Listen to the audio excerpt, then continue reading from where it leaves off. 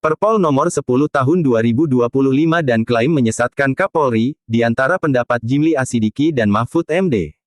Oleh Nazarudin. Perdebatan mengenai peraturan kepolisian Perpol nomor 10 tahun 2025 sesungguhnya bukan perbedaan tafsir biasa, melainkan menyangkut kejujuran normatif lembaga negara. Di titik inilah pernyataan Jimli Asidiki justru memperjelas masalah, bukan membelanya. Jimli secara tegas menyatakan bahwa Perpol nomor 10 tahun 2025 sama sekali tidak terkait dengan putusan Mahkamah Konstitusi nomor 114 tahun 2025. Argumennya sederhana namun sangat fundamental dalam teknik perundang-undangan, dalam konsideran, menimbang, maupun dasar hukum, mengingat Perpol tersebut tidak mencantumkan putusan MK nomor 114 tahun 2025. Konsekuensinya jelas. Jika Perpol itu benar dimaksudkan untuk memperjelas atau menindaklanjuti putusan MK, maka putusan MK seharusnya secara eksplisit dijadikan dasar yuridis penerbitan Perpol.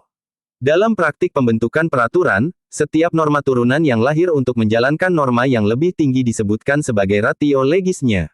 Ketidakhadiran putusan MK dalam struktur hukum Perpol justru membongkar kebohongan klaim Kapolri dan institusi Polri yang menyatakan bahwa Perpol nomor 10 tahun 2025 diterbitkan untuk memperjelas putusan MK.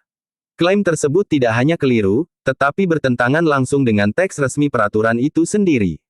Dengan demikian, persoalan utamanya bukan sekadar apakah Perpol ini sesuai atau tidak dengan putusan MK, melainkan bahwa sejak awal Perpol itu memang tidak diniatkan sebagai pelaksanaan putusan MK.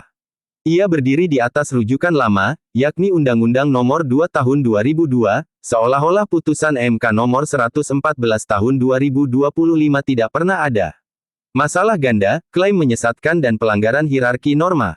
Disinilah kritik Mahfud MD menemukan momentumnya. Mahfud menilai Perpol tersebut bertentangan dengan putusan MK dan dua undang-undang sekaligus UU Nomor 2 Tahun 2002 dan UU Nomor 20 Tahun 2023. Artinya, Perpol ini bermasalah di dua level. Pertama, secara substansi melanggar norma yang lebih tinggi, dan kedua, secara etik konstitusional disertai klaim publik yang menyesatkan. Ketika Polri menyatakan Perpol ini memperjelas putusan MK, padahal putusan itu tidak dijadikan dasar hukum, maka yang terjadi adalah manipulasi narasi hukum. Ini bukan kesalahan administratif, melainkan bentuk penyalahgunaan legitimasi konstitusional. Judicial Review atau Executive Review. Jimli mengusulkan jalur Judicial Review ke Mahkamah Agung MA karena secara formal Perpol memang dapat diuji di sana.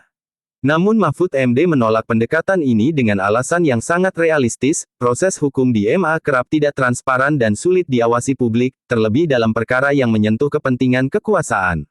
Karena itu Mahfud mendorong executive review, yakni Presiden mengambil alih tanggung jawab konstitusional dengan membatalkan atau mengoreksi kebijakan tersebut melalui Perpu, yang kemudian dibahas bersama DPR. Langkah ini bukan tindakan politis, melainkan upaya penertiban hukum ketika sebuah lembaga eksekutif melampaui batas kewenangannya. Inti persoalan, kejujuran dalam negara hukum. Perpol nomor 10 tahun 2025 menunjukkan problem yang lebih dalam, ketidakjujuran normatif. Dalam negara hukum, yang diuji bukan hanya kesesuaian aturan, tetapi juga kejujuran argumentasi hukum pembuatnya. Jika sebuah peraturan tidak mendasarkan diri pada putusan MK, tetapi diklaim sebagai pelaksana putusan MK, maka yang dipertaruhkan bukan sekadar validitas peraturan, melainkan integritas negara hukum itu sendiri. Pada titik ini, negara, melalui Presiden, tidak boleh diam.